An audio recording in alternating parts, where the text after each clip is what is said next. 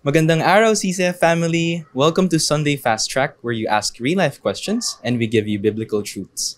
Ako po si Jimmy Opleda from Next Gen Kids Ministry at kasama po natin ang ating speaker na si Pastor Bong Saking upang sagutin ang inyong mga katanungan. Happy New Year po, Pastor Bong. New Year, Maraming salamat po sa inyong mensahe. Kamusta po ang inyong bagong taon? Mabuti kasi napakabuti ng Panginoon Diyos. At syempre, Happy New Year din sa mga nakikinig at sa mga lahat ng naaabot ng video nito. Praise God for that po. So for our first question, base po sa 2 Corinthians chapter 5 verse 17, kapag po ba patuloy pa rin ako na nagkakasala or patuloy pa rin po ako nalalaglag sa mga old ways ko, does that mean hindi pa po ako new creation? Alam mo, base sa 2 Corinthians 5:17, di ba? Sabi, therefore, if anyone is in Christ, he is a new creation. The old has passed away, behold, the new has come. Ang idea niyan, parang ganito. Halimbawa, ikaw ay orphan at ang pangalan mo ay Jimmy, di ba? At ikaw ay kumukuha ng mga pagkain pagpag.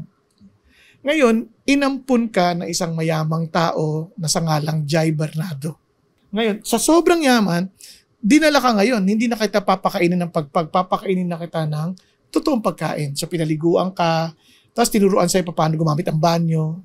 Pero obviously, bagamat bago ka ng tao bilang Bernardo na, hindi na yung Opleda. Yung old ways mo, dahan-dahan pang mawawala, hindi agad-agad mawawala. Kaya, kung nababalik ka sa dati, huwag ka ma-discourage. Bangon ka lang. Tuloy ka lang matuto sa bagong pagkataong binigay sa ng Diyos. Ganun pa man, if you keep on practicing willfully, yung sinning, sabi ng Bible, maliwanag yon na hindi ka pa talaga naipanganak sa pamilya ng Diyos. Hindi ka pa talaga bahagi.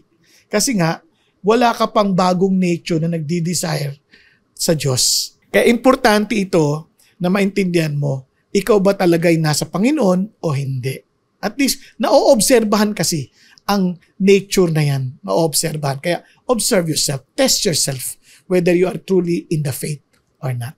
Thank you for that, Pastor Bong. For our second question, ano po ang connection ng faith at moral excellence? Pwede bang magkaroon ng moral excellence kahit walang faith? Ayan. Now, dapat maintindihan yung sinabi ni Peter yon na add to your faith or supply moral excellence to your faith. Yung faith yun ang foundation ng bago mong pagkatao kay God eh. Di ba? Kasi your relationship with Jesus started with faith and you are growing by faith. Kaya the righteous man shall live by faith. Lagi yun, from faith to faith. Kaya yung idea, yung buhay mo nag-start yung Christian life mo nag-start sa faith mo in Jesus, yung relationship mo kay Jesus, na kinilala mo siya as your God and Savior. And having Jesus, you have a new life in Him. At doon, you now bring out the moral excellence. You now bring out the knowledge. You now ganun ang sinasabi ni Peter doon. Kaya, hindi yan parang idinadagdag mo. Inilalabas mo na lang because of the new life you have. Parang yung baby. Yung baby na yan, kumpletong tao na yan. Pero, hindi pa yan lubusang nagmamature. Kaya marami pang mga madidevelop na parts sa kanyang buhay para lalong mag-function the way a man or adult person should be. Ayun. Ganon din sa Christian life. Praise God for that, Pastor Bong. For our last question, papaano ko po may encourage ang mga taong naging stagnant na or nananatili ng baby Christians para i-grow nila ang faith nila? Ayun. Bilang halimbawa at modelo ng totoong paglakad kay Kristo, para ma-encourage sila, ipakita mo yung blessing ng pagiging balago at matured sa Panginoong Diyos. Pero kung nakikita nila na parang lalo ka lang nagiging masungit, lalo ka lang nagiging parang manang, hindi sila ma-encourage na maglumago sa Panginoong Diyos. Pakita mo sa kanila and wag mo silang isuko. Kunyari, hanggat binibigay sila sa iyo ng Diyos bilang burden to help them grow in the relationship with the Lord, gawin mo, ipakita mo yung pagmamahal ni Jesus. Kaya gusto ko yung testimony ni Daniel Laugan, di ba? Sabi niya, inaasar ko na. Inaasar ko na yung kaibigan ko. Inaasar ko na dahil sa kanyang pananampalataya. lalo pang nagiging mabait, lalo pang pinapakita sa akin yung kabaitan niya. Dahil doon lumambot yung aking puso. So habang nakikita mo yung reality ni Jesus sa buhay, lalong nai-encourage mo rin iba, gusto ko rin yan, yung ganyang buhay. Kumbaga, patayin mo sila sa inggit.